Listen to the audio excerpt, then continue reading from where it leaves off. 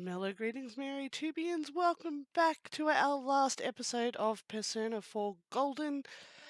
This one's going to be a little bit weird. It is the, I guess, the ultimate end game, or the good bits of the huge two-part episode I put up before. In this one, I've just taken out the parts that I felt were really relevant, but there is no background music, so I'm sorry for that. I took out all of the dialogue because I've sped this up to 250%, I think. Yeah, 250%. So it ended up sounding really weird, particularly when combined with all the cuts and everything that I did. It was weird to leave the noise in. So, what you're seeing right now is Yosuke and I decided to duke it out, and his persona evolved. I'm going to use some terminology here that may not be appropriate for somebody who's never watched series, but seriously, his persona went Super Saiyan. I've never seen Dragon Ball Z, or anything. I've never read them. I've never watched them. I've never played them. But you see enough clips around to know that when somebody's hair starts glowing and gets twice its normal size, that's what's happening. Yeah, I'm also going to apologise. This is unscripted. I've spent all day trying to work out a script for this, and I just have not been able to settle, so you're getting me 100% off the cuff.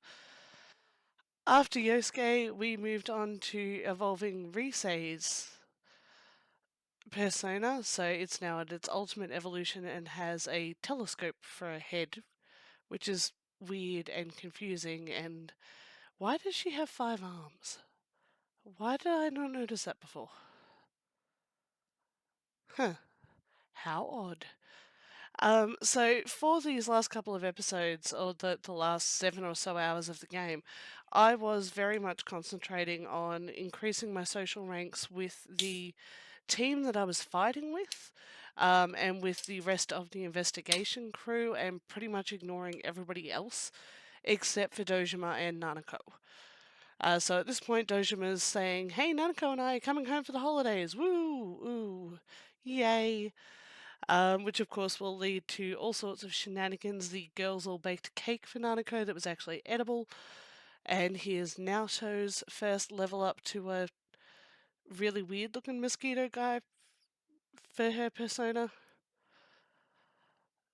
Basically, everybody, as far as I can tell, when they reach rank 10, they got their first evolution on their personas.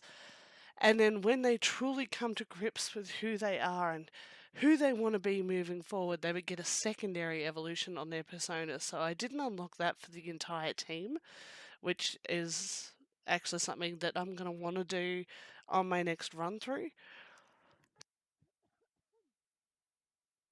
I also apologise if I drop silent at any point.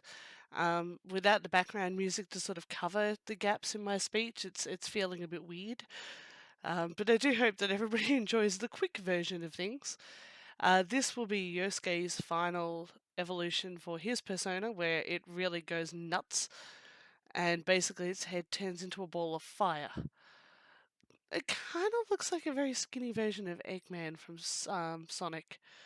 And again, I say that as somebody who's never really done Sonic. Sonic was never my jam. I was an Alex Kidd girl growing up. But Yosuke has realised it's okay to want to protect and take care of others, and that it's okay to have a bestie that he occasionally wants to beat the crap out of, which is fantastic. And I maybe that's some sort of male bonding ritual. Dojima and Nanako finally come home, interrupting a very awkward moment with Teddy when I try and explain to him why he shouldn't be glomping onto people, because that's just not appropriate. If you do want to see the full version and all of my original reactions, the other 2 episodes are up. And I do warn you, collectively they are about 7 hours worth of footage and dialogue, and it'd be a slog to get through. So hence the alpha cut, the quick version. We invite Teddy over for dinner. Well, Nanako invites Teddy over for dinner because Nanako is just way too friendly to everybody. It's kind of disturbing at times.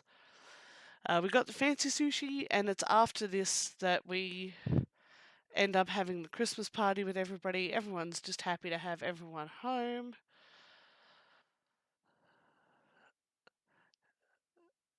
Teddy really needs to learn any form of self control. I'm probably going to be a little bit off with what's happening on the screen versus what I'm saying as well. Like I said, putting together a script just didn't work. All my friends are happy to see my kid sister, as in real life, I always believed my friends were more interested in visiting my siblings than myself. And that appears to be the case here as well, where everybody just loves the not quite kid sister little cousin that I have, and I'm just a secondary concern at this point. I am their path to Nanako. We decide after a bit of palaver that we are going to play hide and seek in Junez, being Nanako's favourite place in the entire Looniverse.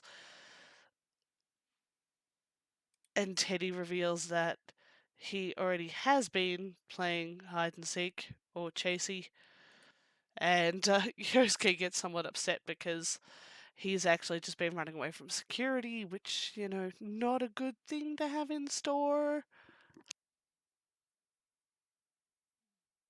Nanako does have a moment where she remembers a bit of what happened while she was in TV World. More that we all came for her and that we loved her enough to want to do that, which was adorable. Oh, everybody gets the snuffles, and then we disappear and play hide and seek for a while, which is I've never tried to do that in a store.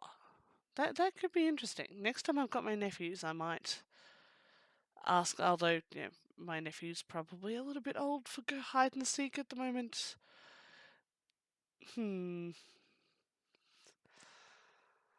After that, we have our moment with Teddy, where Teddy gets his final evolution, realizing that he can now be an independent bear, a bear of self, not a bear of worship, which is fantastic. Although I will own that while I find the new maneuver to be highly amusing, I never actually got to use it because I didn't use Teddy in battle. I did find the final evolution of his persona to be somewhat disturbing, to say the least. Um,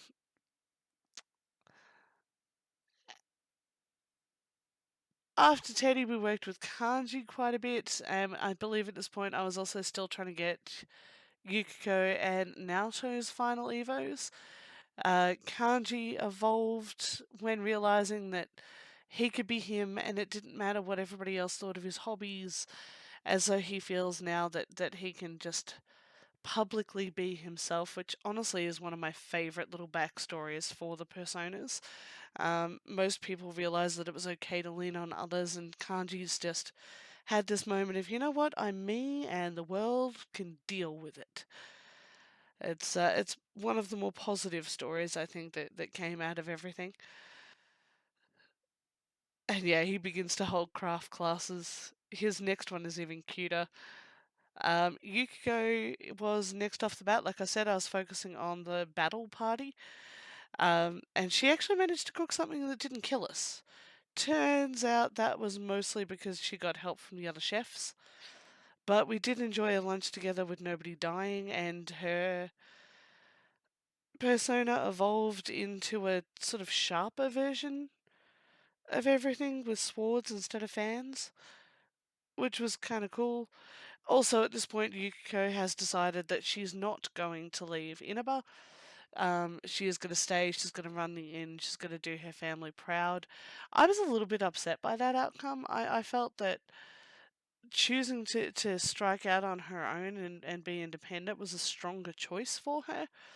Whereas the way she's presented it, or the way it's presented within the game, with this particular choice, it was more about the fact that it was okay to live up to the expectations of others, and that it was okay to follow tradition. And whilst that's a message I don't disagree with, I just feel that she spent so much of the game fighting against that fate that to suddenly turn around and say, "Well, no, you know what? No, I'm just going to stay with the inn because it's okay that I want to do that.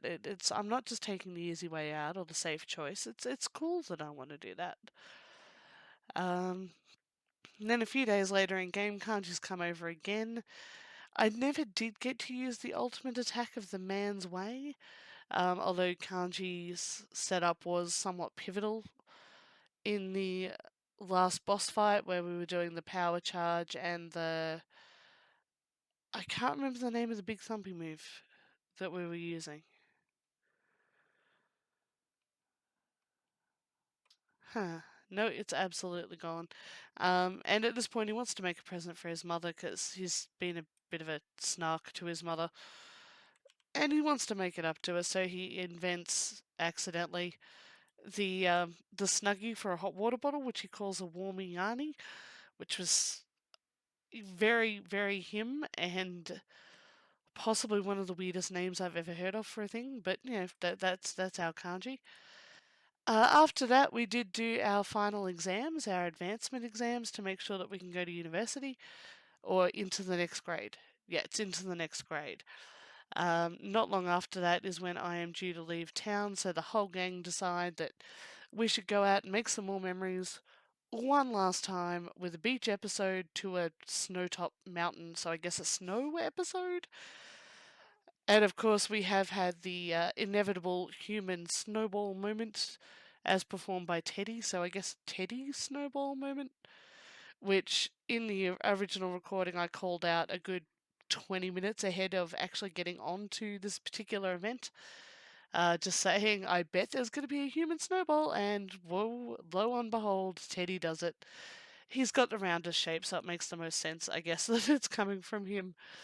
Um, Turns out that one of the few things Naoto is not good at is skiing, which led to some amusing moments with her and Kanji. And I do just have to ask, it's been a very long time since I was a teenager. Is it normal in this day and age for parents to just let a group of teenagers go up to a ski resort all by themselves with no form of chaperone or supervision and stay in a co ed room? Because, quite frankly, if these were my kids, I would be searching every bag and nook and cranny for potential sources of alcohol and other relaxants. Yes, yes, we can say relaxants, that's fine. Because, yeah, I'm not 100% certain that I would trust a group of like 7 teenagers. I don't even know how many of us there are. 7 or 8 teenagers, one of whom is Teddy, in an unchaperoned environment overnight. But apparently, in these games, everybody trusts their kids, and there's no problem with them all going off to wherever they may wish upon a weekend, which fantastic for the kids, and kudos to them for having the independent will to be able to do that. I guess given how much we argue against adults screwing up the world in these games, it kind of makes sense. At this point, we finished our first day of skiing, and we're now about to tell spooky stories to each other, discovering that half the girls, at least, are scared of spooky stories and afraid of ghosts.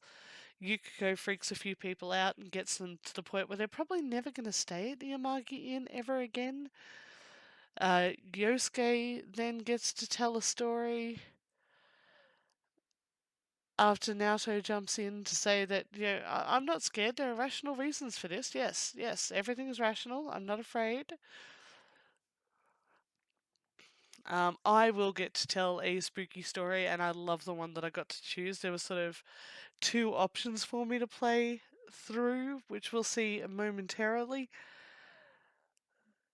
Yosuke's story is a bit more traditional, for lack of a better term.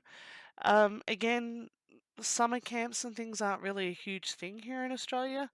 We had vacation care, but that was only a day program, it wasn't an overnight. So I didn't really have a lot of opportunities coming up to do the sitting around with your friends in a tent or around a campfire telling spooky stories.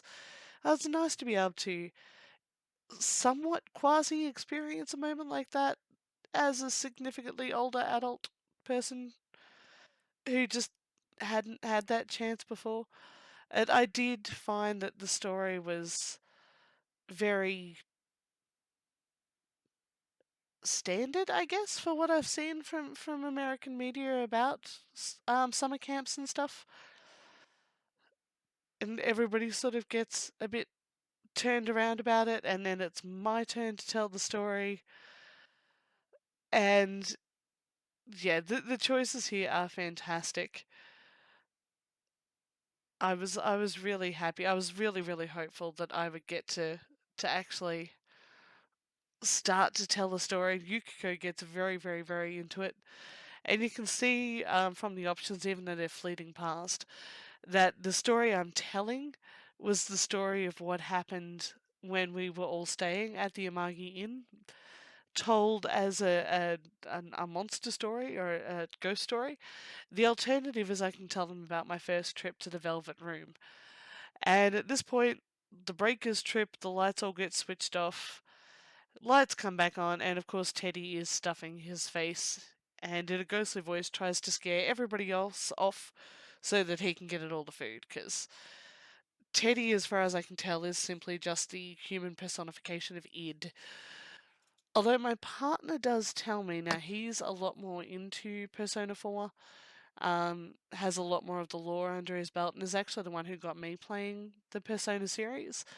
He tells me that there is a fan theory out there that Teddy is in fact your shadow, because you never see yourself face your shadow. So we had the sort of ghost walk at the very start of the game in the very foggy place with the person that we couldn't really hit. And then nothing. We've already got the power to go into the TV, we've already got a persona. We don't actually get that face thyself moment that everybody else in the party had to go through. So it's an interesting one. It's one I want to look into now that there won't be any spoilers for me to look into it. But yeah, it's I don't think it fits in my canon around the game. But apparently it's quite a popular one. At this point, we're back on the slopes. Everybody's arguing about who gets to hang out with me for the day, which is Rise's fault. She started the whole fight. Just saying, yes, you guys go here, and you guys go there, and you guys go the other place, and I'll hang out with Sensei. And suddenly everybody's all like, but no, I want to hang out with Sensei. I love Ronan too. It should be up to me. I want to do.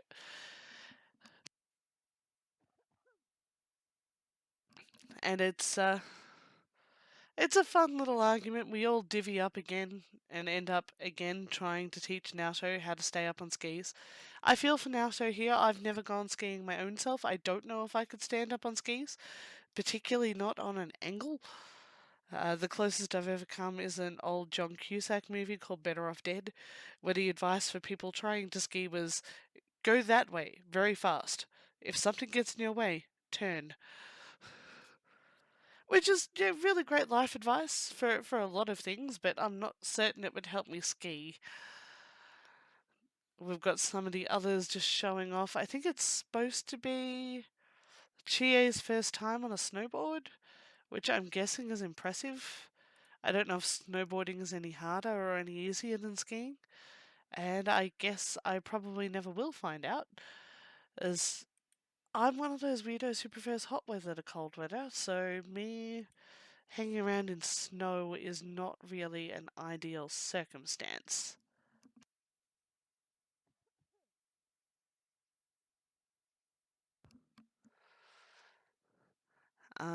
From there,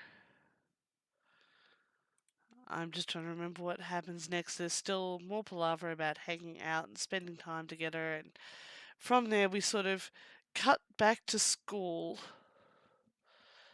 and it goes into a moment of, oh, well, we're going to have to make all these great memories, and we start the time skip that I was anticipating at the end of episode 73.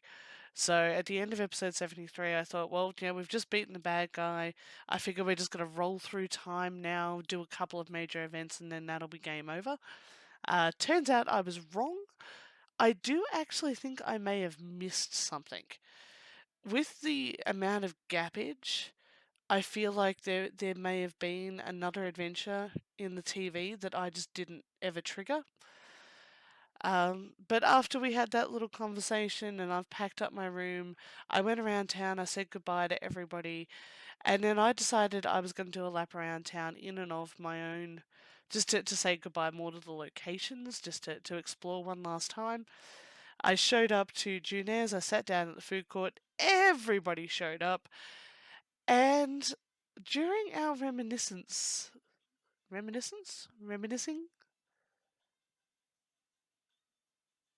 Sorry, somebody outside has very loud music running.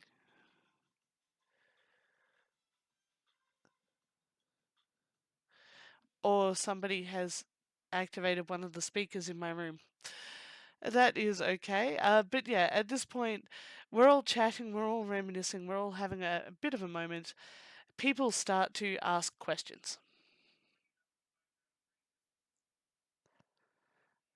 And at this moment, I'm going to need to pause for a second. Sorry about that. I must have somehow triggered my home assistant into playing something, and it took me a little while to realize. So if there's some weird background noise there, I apologize. But yes, at this point, everybody starts to question how everything truly began. And Adachi, Namatame, and we all had the ability to go into the TV first. And apparently, Adachi sent us a letter which we hadn't noticed until this exact moment in time. I do wonder what would have happened if I hadn't gone in to Junes, if I'd just continued on, would I have just left and none of this would have happened? But we read through Adachi's letter. He suspects that there was something going on before he started to intervene, that something happened to trigger all of this. And we all start questioning exactly what's going on. So, where could it have begun? How is it that I woke up and Adachi woke up and Namatame woke up with the capacity to head into the television without having to face our other selves like everybody else did? So, we decide, because of course this is what we do, that we are going to investigate. Even though we're leaving town tomorrow, we have today to work out the origin point of all of this. And it's at this point that I realize that somehow I managed to trigger the true ending of the game. I don't think I got the complete true ending. As I said, I feel like there was something I've missed. And I'm hoping to find that out in a new game plus, which I'm very much looking forward to doing. But clearly, I've taken some sequence of actions that has given me an extended ending within the game. And normally, with a Persona or a Shin Megami Tensei or a lot of the other Atlas franchises, there are multiple different endings. So you'll have your bad ending. So I imagine that if I had missed rescuing somebody from the TV, they would have died. That would have been a bad ending to the game because I would have failed in my task. There's sort of a mediocre ending or a neutral ending, I guess. So I guess if I hadn't decided to accuse Adachi and had just accepted Namatame as the killer, that probably would have triggered a different ending sequence. But by pushing Adachi, by defeating Amino Sagiri, by hanging out with everybody the way I did, I've somehow managed to get this particular end. So after chatting it out, we go and we spoke to Dojima and Nanako, and they reminded me that I stopped at the gas station. I decided to stop in and talk to Igor. I'm not sure why, just because, I don't know, maybe he'd be able to tell me something. It was just a, you know what, I should go back in. Maybe Marie's back. Maybe she can give me a hint. And then he gave me this little object called the Orb of Truth, which would let me see things. And then I came back and I met this gas station attendant again. And they revealed that basically they were the origin point of all of it. So, mad spoilers in this if you haven't worked that out already, and if you're watching the last episode of a game, then there's probably going to be some spoilers.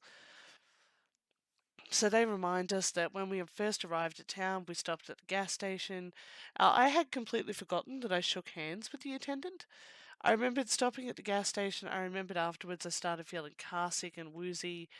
And then Nanako and Doshiman came back and we went home and I slept it off, and that was where I had the funky dream about the fog. But it turns out that it was shaking my hand that actually woke me up to TV power world land stuff.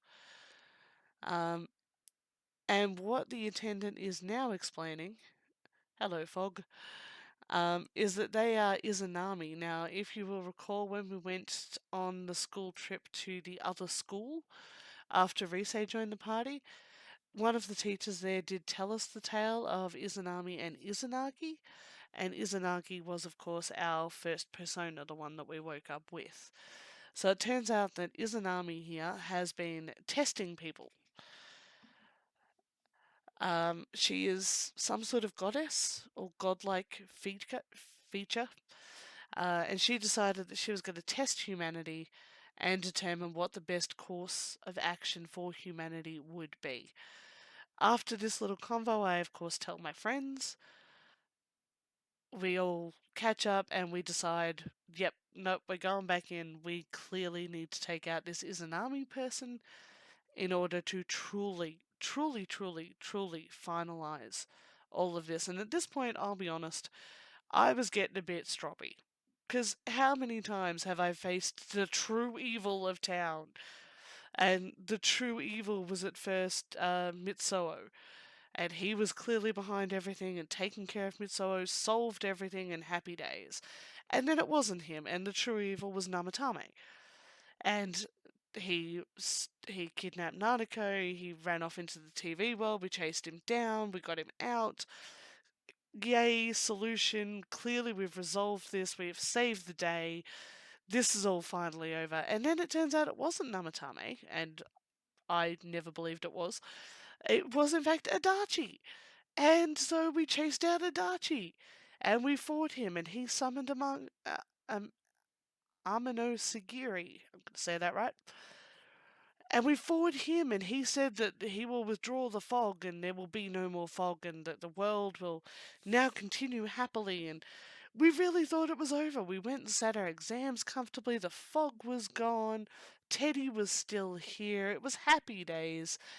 And then no. Turns out that there is in fact an ultimate evil, and that is this Izanami character, who also didn't believe that humanity wants anything more than to live a lie. So we talk through it with the gang, we catch up everybody who wasn't there, we talk through about what Izanami told us, about how we were granted the power to go into the TV, separately of everybody else. Everybody else sort of woke up to it with the facing of themselves and were then granted the ability, whereas we just got it by shaking some rando's hand in a gas station. Which, now that I'm talking about it, just feels off. I really liked Adachi as the ultimate big bad. I liked the disconnect. That felt very real to me. That it's entirely possible that somebody would just go off the deep end and go, you know what? I'm doing this because I can do it. There didn't need to be any more, but now this whole let's test humanity's true intentions and how do they feel about truth and do they truly want, do they truly wish to live in a world with truth, or would they rather just be blanketed in the fog of lies, felt off to me. It just, I don't know if it's because this is golden and it's the extended edition, so there's more to it. So I don't know how much of what I'm going through now in the game existed in the original, or if this was all added on to the end to add depth to the story. Um, but yeah, it just felt like maybe they'd stretched it a little bit too thin, to me at least. Still a brilliant game and definitely going to be playing again. After we have talked through everything with the gang, though, we do head back into TV land. Teddy and Rise are able to identify where Izanami is, and I've got to be careful to say Izanami and not Izanagi because that's who I'm used to talking about. We all agree that we're going to fight this tooth and nail and claw and fan and desk because we want the right to think for ourselves.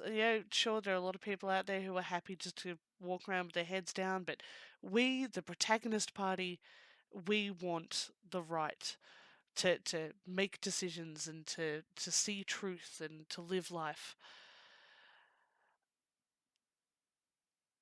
So we go off. Risei's actually got it. We search for Izanami. We get to Izanami's world, Ashihara something. I've cut out the entire dungeon crawl because it was, I think, 2 hours of me basically running away from as many fights as I humanly could.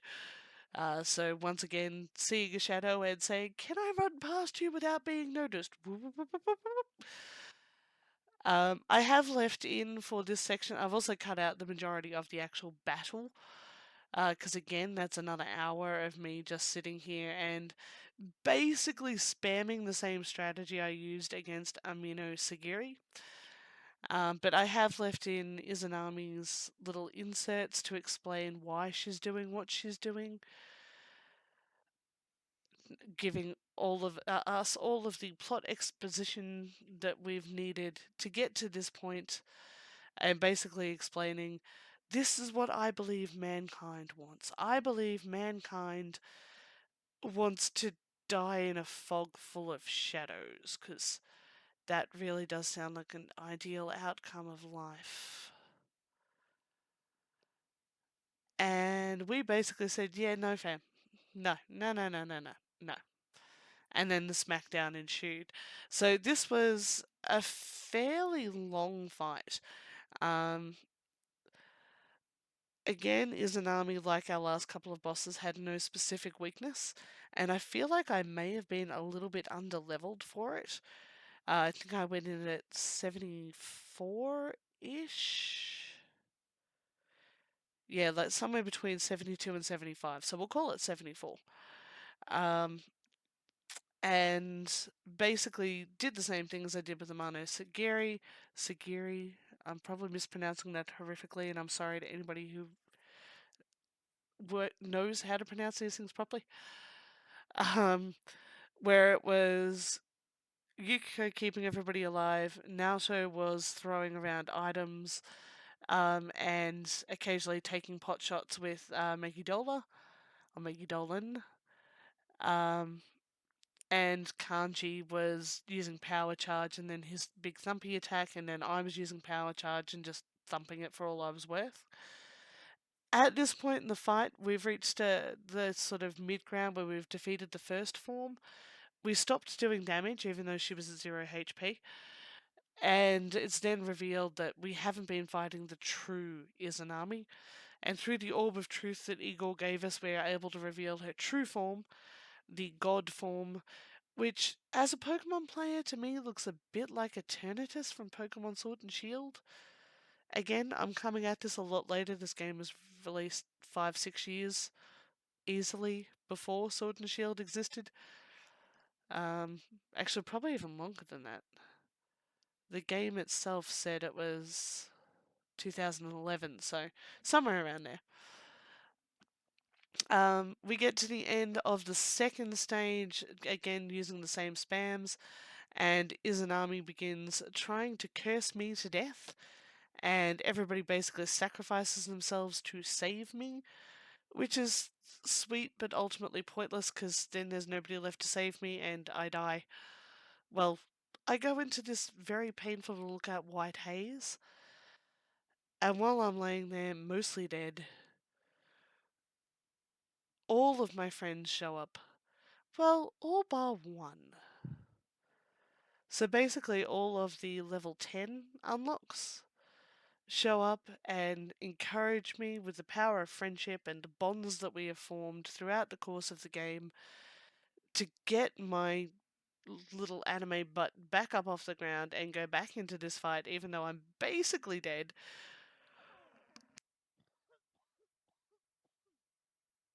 Nobody is willing to accept that. It's no, no, no, no, no, no. You don't get to stop. We can all lie around dead, but you have to keep going. You have to save us because you're the boss man. You're the leader. Um, and they say that they will support us with the power of their friendship.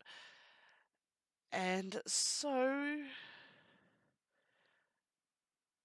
and just fading off because I realise I'm talking faster than what's going on the screen. As a result of all of their strength, we form a new persona. We get Izanagi no Okami. Again, I've never heard it spoken out loud. I apologise for the pronunciations. And suddenly, the curse that has murdered us all cannot touch us. We withstand every attack that is thrown at us. The god Izanami is very, very confused and just keeps wasting SP trying to knock us down. We have one skill, one attack, one option, and for some reason this involves throwing off our glasses. I could not for the life of me work out why we had to throw off our glasses to do the ultimate attack. But the ultimate attack we do, and we stand there, and Izanami is very confused, because how could we possibly have defeated her? Her plan was foolproof, her power was infinite. Everybody in the party just basically verbally slaps her and says, yeah, no, that's not how humanity works, doll. Yeah, no, we're going to keep fighting, and if it's not us, it'll be somebody else. So Izanami is very proud of what we've done, lifts the fog from both worlds, and I'm going to say withdraws. I can't actually confirm that we killed her, but she does withdraw, and everybody once again says, "Hey, look, it's all over. We won. We succeeded again. This is the real end." And meanwhile, I'm sitting here going, "Really? Is it? Are we sure? We're not going to get attacked by something on the way out of here. There's not going to be some weird little cutscene. Oh, hey, you go." Um, One more last little cutscene. Igor does confirm that this will be the last time to the Velvet Room, implying that we have actually finished the story at this point. And this was at the end for me of a 4 hour play session, where I'd done like 2.5 hours the day previous and 4 hours on this day. And I was staring down the barrel of having to edit this video together, and I feel like I've for the first time I really touched base with Ronan. I just felt exhausted. This has been such a journey to come across, from arriving in town through to this goodbye where Igor kicks us out of the Velvet Room for the last time, and we get to see this place that Amino Sagiri referenced. This is an area called the Hollow Forest, which is basically what TV World was before the fog, before TV World.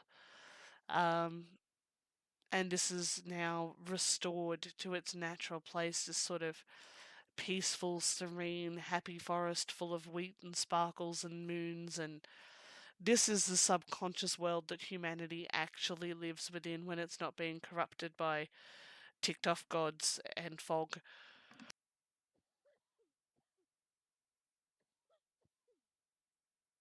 And shadow.